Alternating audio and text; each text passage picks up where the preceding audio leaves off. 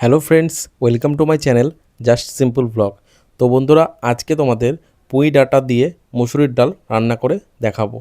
তো প্রথমে লাগবে পুঁই ডাঁটা এবং তার সঙ্গে লাগবে রসুন এবং তার সঙ্গে লাগবে পেঁয়াজ এবং একটি চেরা কাঁচা লঙ্কা।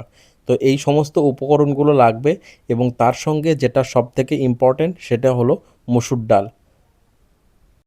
তো এই রান্নাটি সম্পূর্ণ প্রেসার কুকারের মাধ্যমে হবে, খুবই কম সময়ে। প্রথমে প্রেসার কুকারের মধ্যে জল দিয়ে নিতে হবে এবং যে মসুর ডালগুলো নেওয়া হয়েছিল সেই মসুর ডালগুলো দিয়ে দিতে হবে।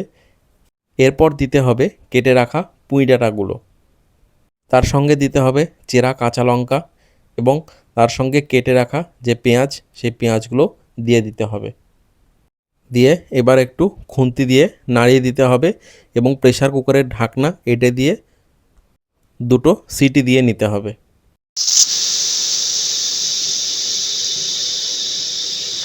সিটি দেওয়া কমপ্লিট, ডাল সিদ্ধ হয়ে গেছে, তার সঙ্গে পুঁই ডাঁটাও সেদ্ধ হয়ে গেছে।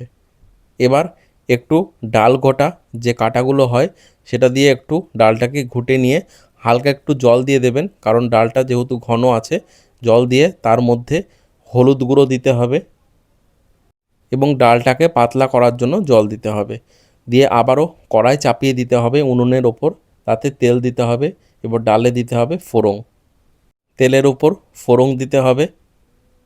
তার সঙ্গে দিতে হবে দুটো শুকনো লঙ্কা এবং তার সাথে কয়েকটা রসুন থেতো করে ওই তেলের মধ্যে দিয়ে দিতে হবে। দিয়ে ভালো করে নাড়তে হবে। দিয়ে আগে থেকে সেদ্ধ করে রাখা মসুরির ডাল এবং পুঁই ডাঁটাগুলো ওই তেলের মধ্যে দিয়ে দিতে হবে। এবার ডালটা কিছুক্ষণ ফোটাতে হবে, ফোটালেই কিন্তু রেডি হয়ে যাবে আজকের স্পেশাল মসুর ডাল দিয়ে পুঁই ডাঁটা কিংবা পুঁই ডাঁটা দিয়ে মসুর ডাল। তো রেডি হয়ে গেল পুঁই ডাঁটা দিয়ে মুসুর ডালের রেসিপি।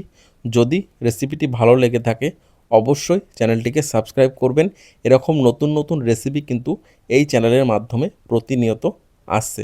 তো অবশ্যই চ্যানেলটিকে সাবস্ক্রাইব করবেন এবং ভিডিওগুলি খুব শেয়ার করবেন। দেখা হচ্ছে নতুন একটি রেসিপির ভিডিও নিয়ে।